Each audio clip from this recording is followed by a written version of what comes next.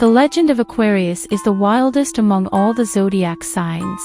Zeus's habit of transforming into animals to seduce mortals is well known, kidnapping Europa as a bull, and seducing Leda as a swan. But Zeus's twisted erotic fantasies were not limited to women. One day, Zeus saw the beautiful young Ganymede and fell in love with him. Transforming into a massive eagle, the thunder god abducted the unfortunate youth and carried him to Olympus.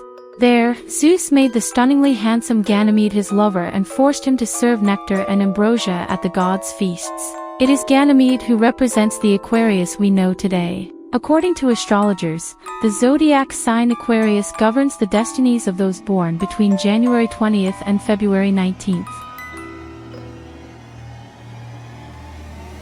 On January 24, 76 AD, Publius Aelius Hadrian, the Roman emperor, was born.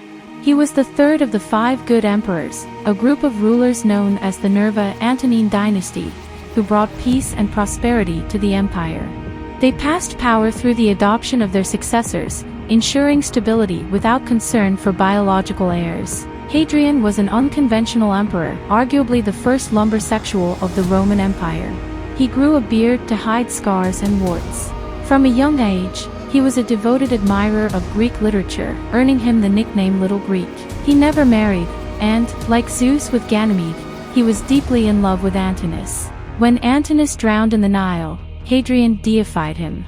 He founded a city in his honor, named a constellation after him, and commissioned countless sculptures. Over 5,000 images of Antinous survive to this day, more than of any other ancient Roman figure.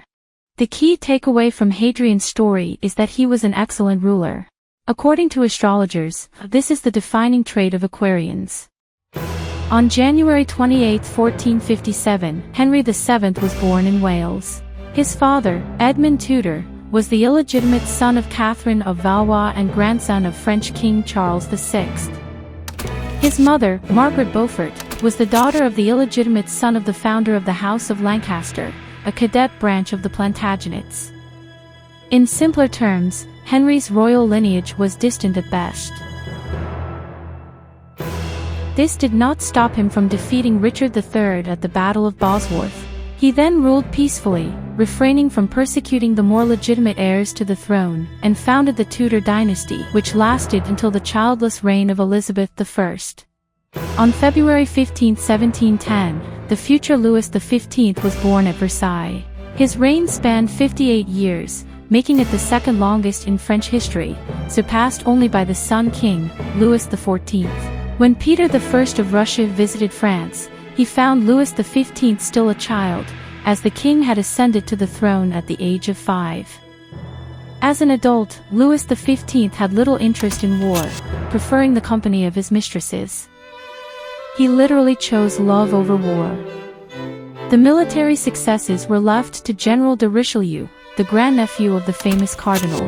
However, France's involvement in the 7 Years' War, driven by disputes over Austrian succession, resulted in the loss of its colonies in India and Canada. Born on January 24, 1712, King Frederick II of Prussia laid claim to the Austrian inheritance. Like his rival in the 7 Years' War, Louis XV, he had a long reign, 46 years. However, unlike Louis XV, Frederick was distinguished by his diverse interests. He played the flute and spoke 8 languages. Peacefulness in foreign policy was not his strong suit. Under his rule, Prussia doubled in size. On the other hand, Frederick's very first decision as king was to abolish torture in the country. On February 12, 1809, Abraham Lincoln was born in Kentucky to a poor farming family. Due to poverty, he attended school for only 1 year but taught himself to read and write, eventually becoming a lawyer. Lincoln was a strong opponent of slavery and founded the Republican Party. In 1860, he won the presidential election, becoming the 16th President of the United States.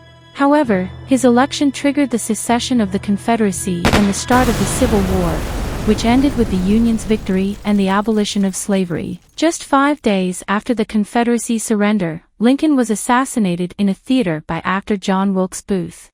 As you may have noticed, the second important trait of Aquarians, according to astrologers, is a thirst for knowledge.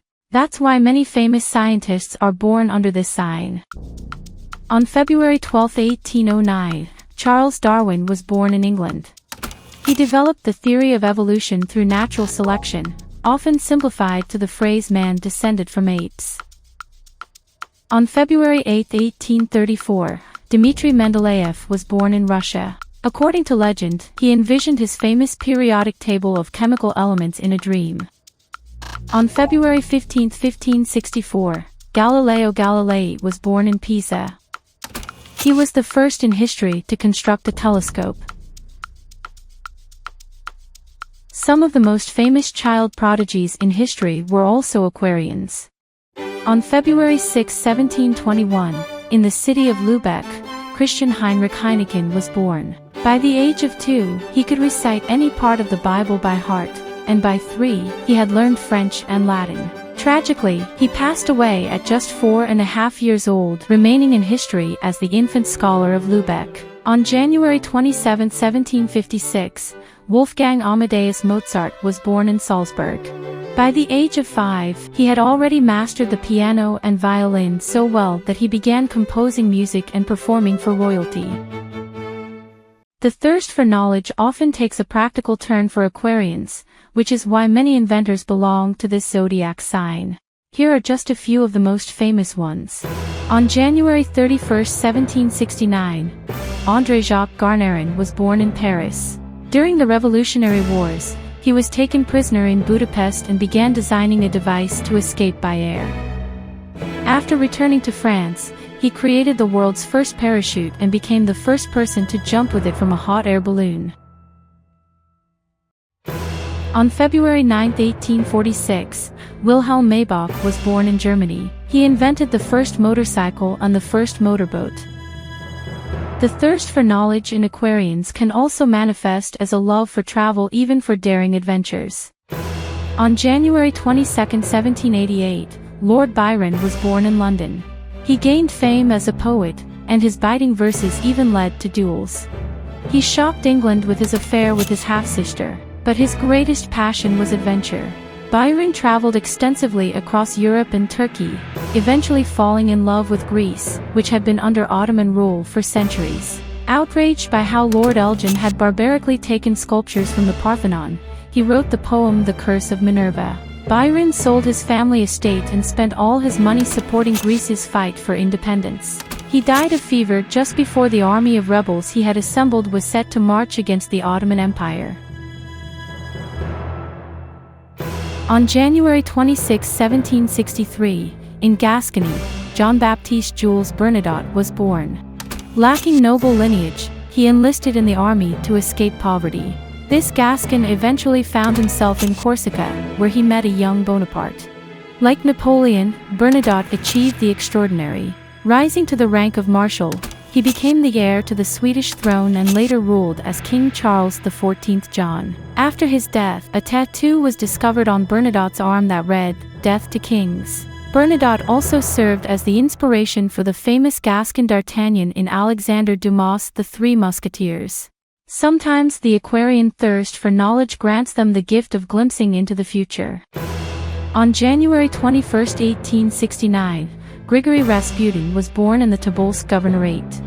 He predicted that the entire Russian royal family would perish if he were killed. 2 years after his murder, his prophecy came true. On February 16, 1878, artist Pamela Colman Smith was born in London. She is best known for illustrating the Rider-Waite Tarot deck, the most famous tarot deck in the world. She also created an exotic persona and adopted the pseudonym Jaluki Zanger, which can be translated from Afrikaans as Singer of Happiness. Under this guise, she performed in London, sharing folktales she had heard during her childhood in Jamaica, where she lived with her parents. Like Pamela Colman Smith, Aquarius women have a knack for surprising those around them. Here's just one such incredible story. On January 29, 1499, Katharina von Bora was born in Saxony. At the age of 5, she was sent to a convent. But at 24, she contacted Martin Luther, asking for his help to escape. She and several other nuns fled, hidden in barrels of herring provided by a sympathetic merchant. Luther helped the former Catholic nuns find husbands, but Katharina declared that she would marry only him. Together, they had 6 children and adopted 4 more.